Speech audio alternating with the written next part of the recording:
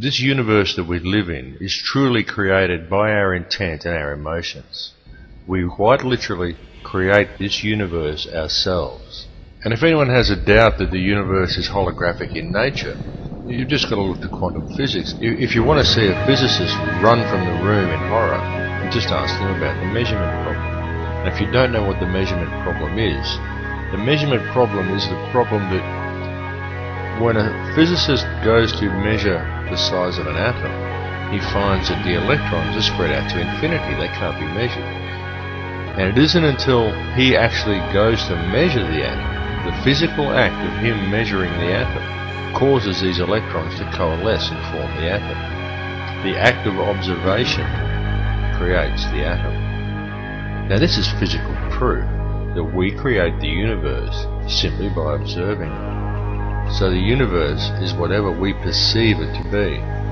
If we perceive it to be a universe where the New World Order is going to win and terrible things are going to happen to the earth, then they will indeed happen. If the powers that be can convince enough people that terrible things are going to happen in the future, then these things will happen because we will make them happen with our consciousness, with our belief that they are going to happen.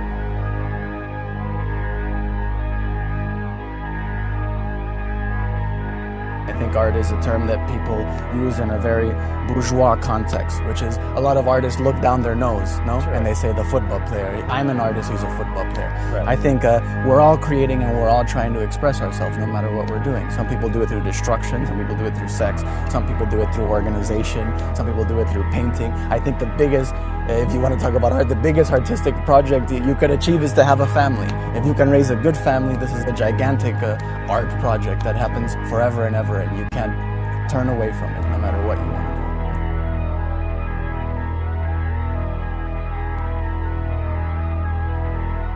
How are you treating the people around you? What living condition are you in? Are you healthy? Are you exercising? First deal with that. Deal with that and then worry about the fucking kid in Africa. First deal with that thing and you'll get get your focus back. Come out of autopilot first, because your ego will tell you, like, look man, we've got to think about the big picture. The ego always wants to think about the big fucking picture. The ego always wants to think about, like, the ego is messianic. The ego wants to be Jesus. The ego wants to heal the world, or the ego wants to fucking do all this crazy shit. Meanwhile, you're fucking smoking cigarettes, your apartment smells like cat litter, your balls are fucking festering with crab lice. You know what I mean? You know what I mean? You gotta fucking think about the fucking moment. You gotta think about the moment.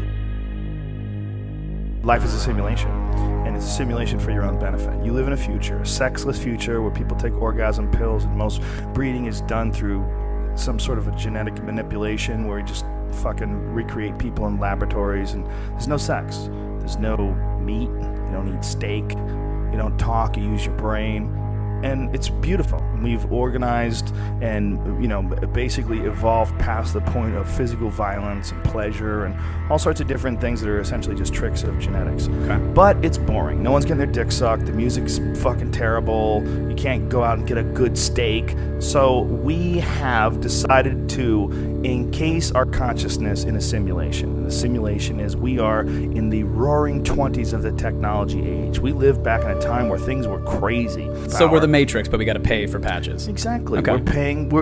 That's part of the fun of it all, is that everything is corrupt and ridiculous. Part of the fun of a Batman movie is the fact there's bad guys. Okay. Part of the fun of our life is the fact that we do live in this ridiculously corrupt society. Yeah. When you raise your voice and you stand up and you tell people this is fucking bullshit, that does feel good. It's part of the game. It's all part of the fun. And reality, it doesn't matter at all. You're a simulation. You probably will never die. You will live in this simulation, and it will fucking black out one day, and you wake up in the middle of a fucking some sort of forest fire with your friends, and you're working in the blazing heat trying to put out this fire, and that's your real life, because you woke up in some new reality. And then It's going to keep going on. You're a clam on a table on. licking salt. Yeah, it'll go on forever. Right. There's no ending. You don't get a break. You don't get to sit behind the pearly gates someday and reminisce and try to figure out if it all went the way you wanted it to. And, well, next time I'm going to come back as a baby. No, it's just one big thing that never ends. Believing that doesn't make me feel like my plantar fasciitis is going to heal quicker.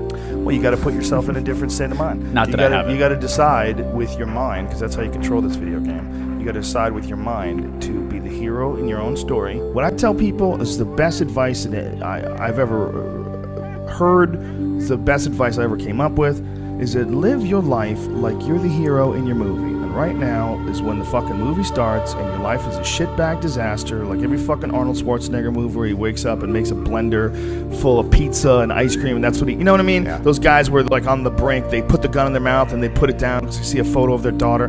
Pretend that's you. Pretend you are, right now, you're in the part of the movie that starts and it shows you as a fucking loser. And just decide not to be a loser anymore.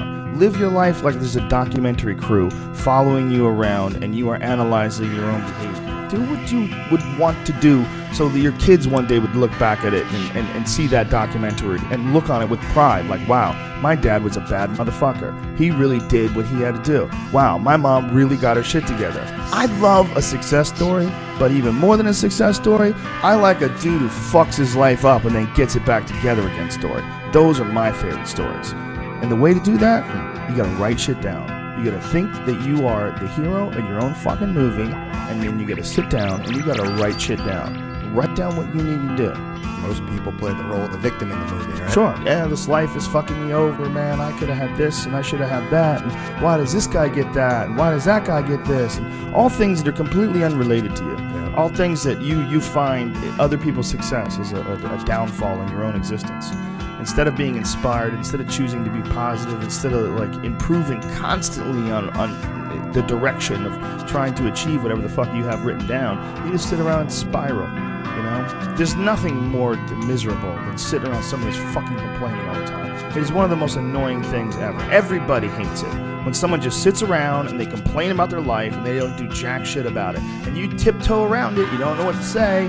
Well, she gets upset when you bring that up. I don't want to bring that up. And you want to go, you fucking crazy bitch, you know what's wrong with your life. Stop announcing it to everybody else and go out and fix that shit. And that's tough love.